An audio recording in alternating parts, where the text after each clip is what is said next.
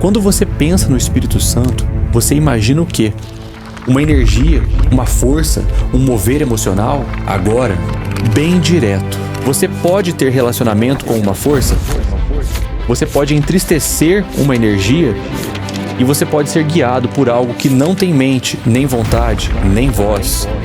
Então, hoje a gente vai abrir a Bíblia e responder duas perguntas que mudam tudo. Quem o Espírito Santo é, de verdade? Primeiro, vamos separar uma confusão comum. Pessoa não é sinônimo de corpo físico. A Bíblia mostra que existe pessoalidade mesmo sem corpo.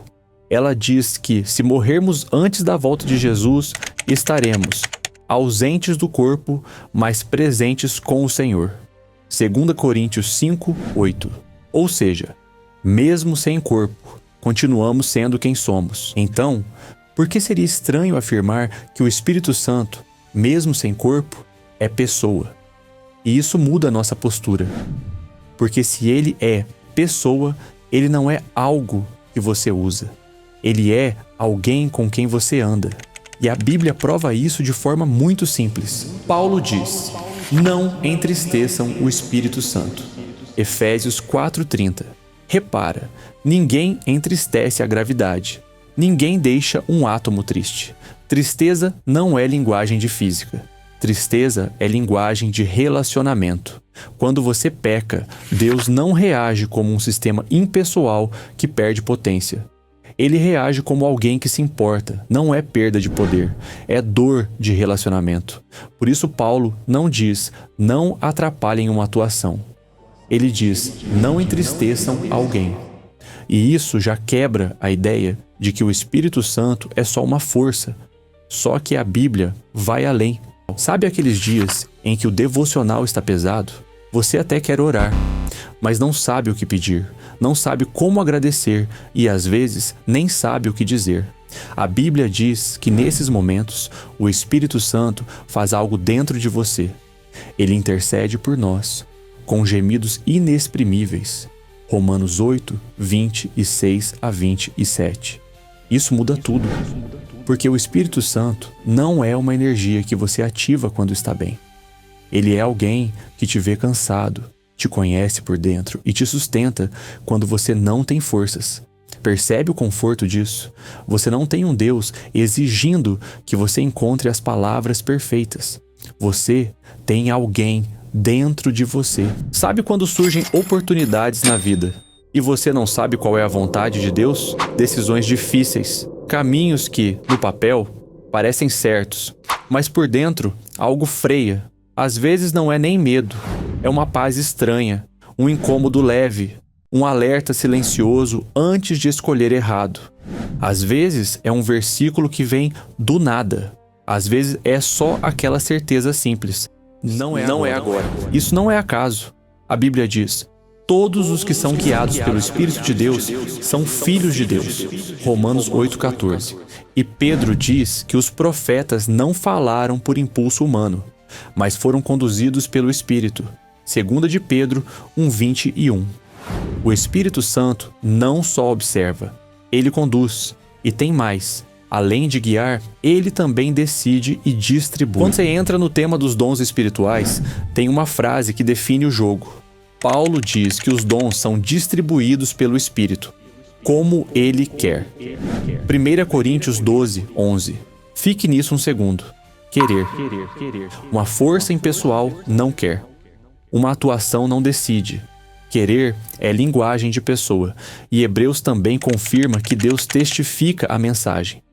Por sinais, prodígios, vários milagres e dons do Espírito Santo. Hebreus 2, 4. Ou seja, o Espírito não é uma vibração religiosa. Ele distribui, ele direciona, ele decide. Resumo rápido até aqui. Ele se relaciona, intercede, guia e decide. Isso é pessoalidade. E agora vem a pergunta decisiva. Se o Espírito Santo é pessoa, ele é Deus?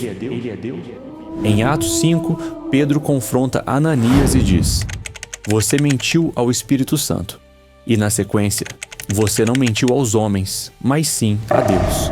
Atos 5, 3 a 4. Percebe? Mentir ao Espírito Santo é mentir a Deus. Isso não coloca o Espírito como um poder de Deus. Isso coloca o Espírito como Deus. E isso combina com o resto das Escrituras. Desde o começo, o Espírito aparece ativo como agente divino. Na criação, o Espírito de Deus se movia. Gênesis 1:2. Na renovação da vida. Envias o teu Espírito, eles são criados. Salmo 104:30. Na salvação, novo nascimento. João 3:5-6. E regeneração, Tito 3:5. Ou seja, ele não é um acessório da fé. Ele é Deus agindo. E agora entra a parte que muda totalmente a vida prática. Porque Jesus enviou o Espírito Santo.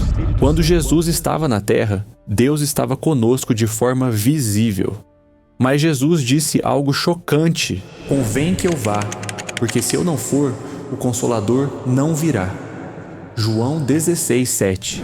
Como assim melhor? Porque através do Espírito Santo, Deus não estaria só com você. Deus estaria em você.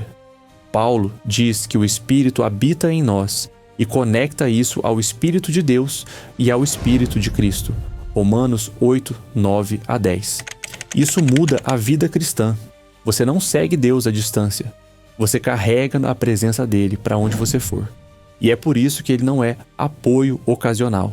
Ele é ajuda constante. Se o Espírito Santo é pessoa e Deus, então você não anda sozinho. Você não decide sozinho. Você não vive a fé como quem tenta ativar algo. Vida cristã é relacionamento, é andar com alguém, não com uma energia. E o resultado disso aparece no caráter, no dia a dia, no fruto, não no espetáculo. Por isso, Jesus manda batizar em nome do Pai, do Filho e do Espírito Santo. Mateus 28:19.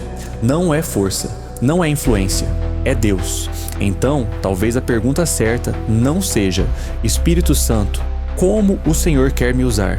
Mas algo mais simples e mais profundo: Espírito Santo, como eu posso me relacionar melhor com o Senhor? Bom, eu espero que esse estudo tenha edificado a sua vida.